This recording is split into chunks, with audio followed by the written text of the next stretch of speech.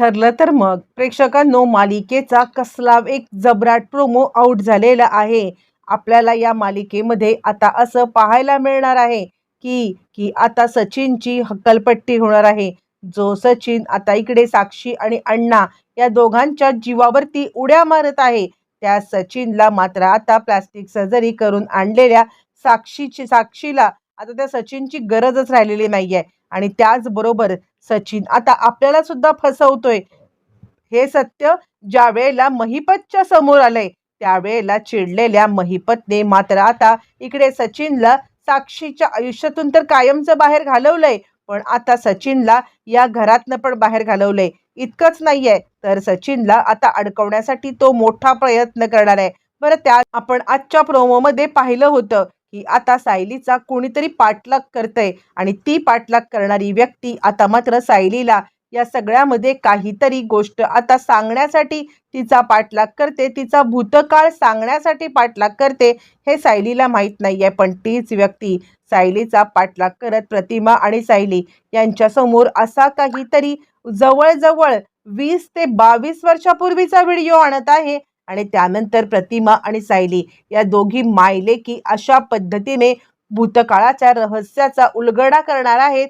आणि सगळ्या गोष्टी कशा घडल्यात, काय घडल्यात, सविस्तरपणे पाहू या व्हिडिओ चुकवू. इकडे आपण पाहिलंय की अर्जुन सायलीला सांगत आहे, हे बघ, मी महत्वाची एक मीटिंग आहे, ती मीटिंग उरकून आता येतोय. आणि ती मीटिंग उरकून आल्यावरती मग आता आपण जाऊया, आणि ते म्हणजे इकडे लवकरात तुला जे काही काम आहे ना त्या ठिकाणी, आणि जेवू आणि मग तुझ्या कामासाठी जाऊया. यावरती सायली आता विचार करते, मी जर का अर्जुन सरांना आत्ता म्हटले ना की नाही नाही मला अर्जंटच या कामासाठी जायचं आहे, तर आता अर्जुन सर अजिबात माझं काही ऐकणार नाहीयेत आणि मला इथून सोडणार पण नाहीयेत. ते काही नाहीये, सध्या तरी मी त्यांना काही बोलत नाहीये, त्यांना जाऊन येऊ दे, मी आता तोपर्यंत माझं काम करून येते. आणि त्यानंतर अर्जुन ज्या वेळेला आता तिकडून निघून गेलाय, सायली पटकन आपला टेप आणण्यासाठी गेली, कारण आता घरामध्ये जो टेप रेकॉर्डर आहे तो टेप रेकॉर्डर चालू होईल नाही होईल काही कळायला मार्ग नाहीये. म्हणून आता जो व्हिडिओ तिने आता पाहिलेला असतो सोशल मीडियावरती, त्या व्हिडिओमध्ये त्या दुकानाचा ॲड्रेस सुद्धा दिलेला असतो. आणि म्हणूनच त्या दुकानामध्ये जाण्यासाठी आता इकडे सायली आतुर आहे. तिला कधी एकदा तन्वीचा मी आवाज ऐकेन असं आता झालेलं आहे. आणि त्यासाठी ती आता घाई गडबडीत निघते अर्जुन निघाल्यावरती, आणि ती त्या दुकानामध्ये येते ज्या दुकानाचा तिने आता ॲड्रेस पाहिलाय. पण आपण पाहिलोय की एक व्यक्ती आता इकडे तिचा व्हिडिओ बनवतोय, तिचा पाठलाग करतोय, आणि काहीतरी तिच्या आता बद्दल सस्पिशियस आता इकडे सगळ्या गोष्टी तो शोधत आहे. पण ते त्याच्याबद्दल सायलीला काहीच माहीत नाहीये. आणि तिची एकदा नजर बाहेर जाते खरी, आणि त्यावेळेला ती आता समोर पाहते तर आता म्हणजे कोणतरी व्यक्ती आहे, आणि आता ती आपला पाठलाग करत आहे. हे सगळं तिला आता साधारणपणे अंदाज आलेला आहे. पण आता या सगळ्यामध्ये खरंच ती व्यक्ती आपला पाठलाग करते का हे काही तिला कळत नाहीये. आणि ती विचार करते, नाही नाही काहीतरी गडबड आहे, कोण आहे ही व्यक्ती, असं कोणी असेल तर आता मला त्याच्याकडे पाहायला पाहिजे असा ती विचार करायला लागते. पण त्याच वेळेला तिला घाई असते, ती म्हणजे तो टेप रेकॉर्डर घरी घेऊन जाण्याची, आणि त्याचमुळे ती आता घाई गडबडीत तिकडून निघालेली आहे. घरी आल्यावरती मग ती आता प्रतिमाला सांगायला लागते, हा बघा टेप रेकॉर्डर, मी आता लवकरात लवकर हा टेप रेकॉर्डर आणलेला आहे.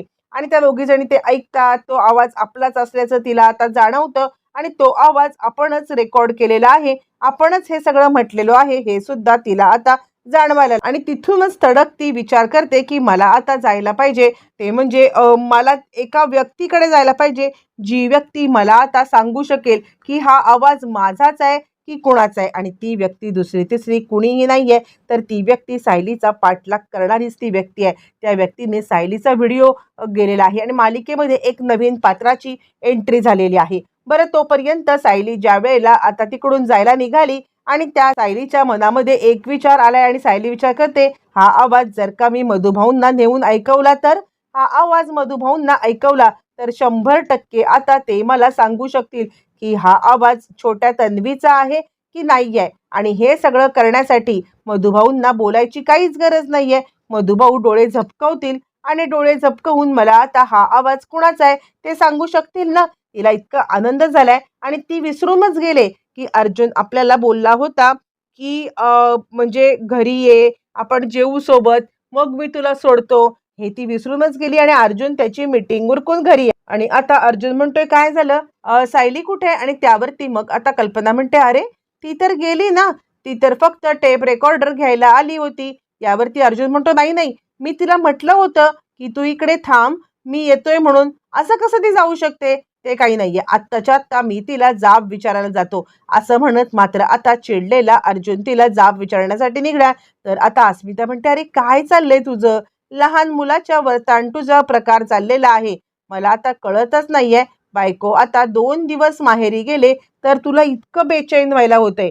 कमालच झाली तुझी. अरे अशा अवस्थेत पण तिच्यावरती तू रागवणार आहेस का? आणि त्यावरती कल्पना म्हणते, हो ती मला म्हटली होती तिला काहीतरी काम आहे आणि म्हणून ती गेली. अर्जुन म्हणतो, काम? आता या अवस्थेमध्ये उन्हाळ्यात एकटी फिरत ती काम करणार आहे का? म्हणजे मला काही कळतच नाहीये.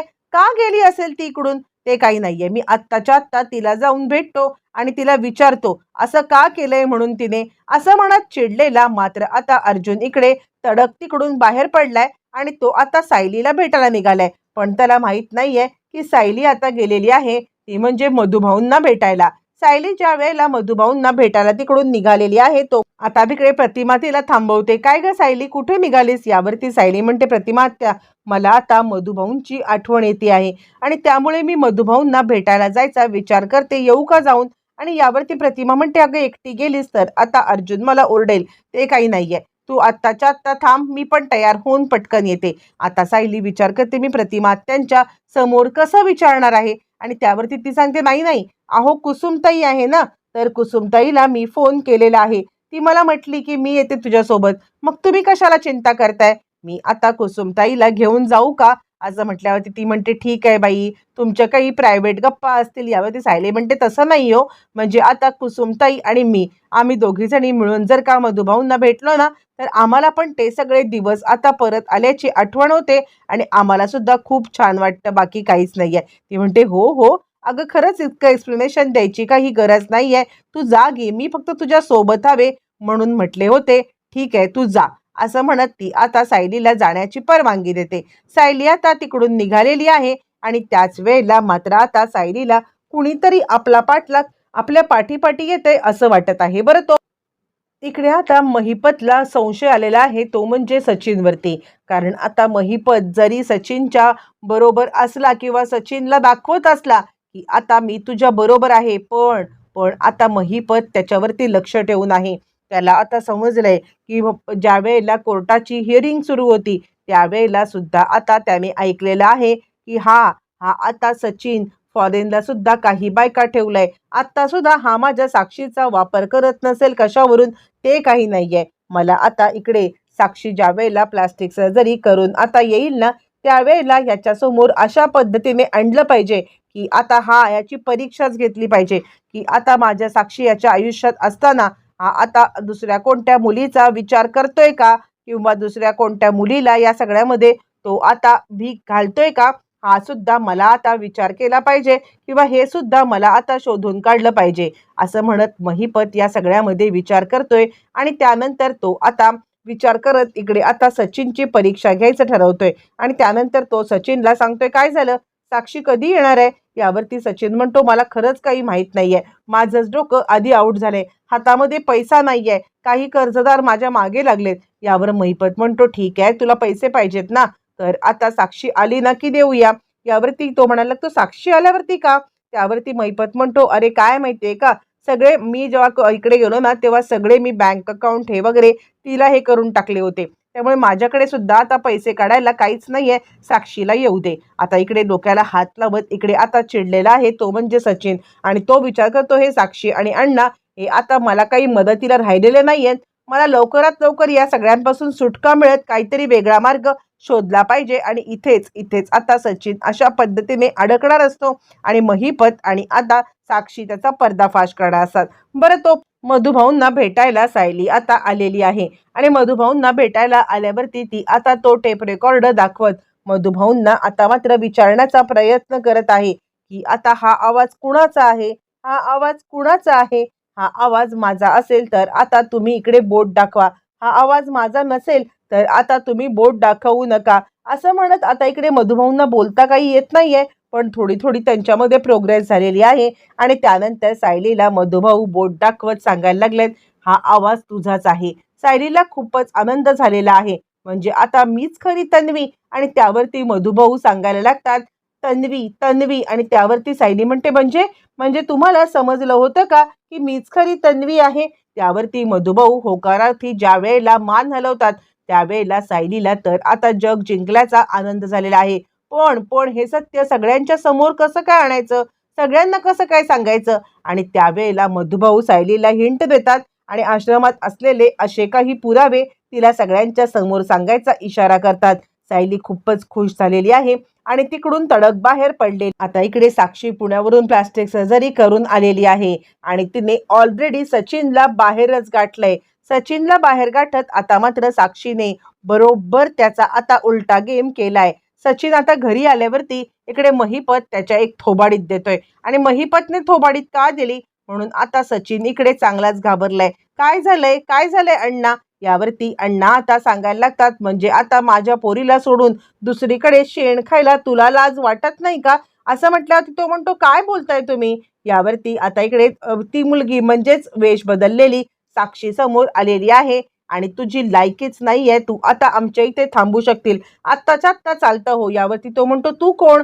यावरती ती सांगते, का आत्ता मला प्रेमाच्या आणाभाका घेतल्यास ना, मी आता पैसेवाली आहे म्हटल्यावरती प्रेमाच्या आणाभाका घेत आता जिच्याशी बोलू जातस ना तीच मी. असं म्हणत तिने आता सांगितले, अण्णा हा माणूस कधीच सुधारणार नाहीये. अस्मिताला फसवले, फॉरेनला अनेक मुलींना फसवले आणि आता माझ्यासोबत फ्लर्टिंग करत होता. हा कधीच सुधारणार नाहीये. ह्याला माहित नाही मी प्लास्टिक सर्जरी करून चेहरा बदललाय. सचिनची आता इकडे घरातून अशी काही हकलपट्टी झाली की पुन्हा त्याला एंट्रीच मिळत नाहीये. सचिनला चांगला धडा शिकवलाय. बरं, तो इकडे आता जो माणूस सायलीचा पाठलाग करतोय सायलीने त्याला पकडलंय आणि त्याच वेळेला प्रतिमा सुद्धा तिकडे आलेली आहे. सायली आता मधुभाऊंच्याकडून निघालेली आहे, पण आश्रमात जात असताना त्या माणसाला तिने पकडलंय आणि तितक्यात सायलीला भेटायला आलेली सायलीच्या मागे आलेली प्रतिमा पण तिकडे असते. आणि त्यानंतर मग आता ती सांगते, प्रतिमा त्या हा माणूस सकाळपासून माझा पाठलाग करत आहे, मला कळतच नाहीये कोण आहे हा माणूस, का पाठलाग करतोय? आणि त्याच वेळेला मात्र आता इकडे लगेचच प्रतिमा सांगायला लागते, कोण आहेस तू? आणि तो सांगतोय, तुम्ही दोघी जणींना सत्य सांगण्यासाठी मी आलेलो आहे. हा व्हिडिओ तुम्हाला जर का पाहायचा असेल तर तुम्हाला दाखवतो. असं म्हणत मात्र आता त्यांनी त्यांनी आता जवळजवळ 20 ते 22 वर्षापूर्वीचा व्हिडिओ छोटी तन्वी रडत रडत ज्या वेळेला मंदिरामध्ये आलेली आहे तो दाखवलाय. आणि सायली सांगायला लागते, हेच तेच मंदिर आहे ज्या मंदिरामध्ये मी आता तिकडे गेले होते, तन्वी पण त्याच मंदिरात.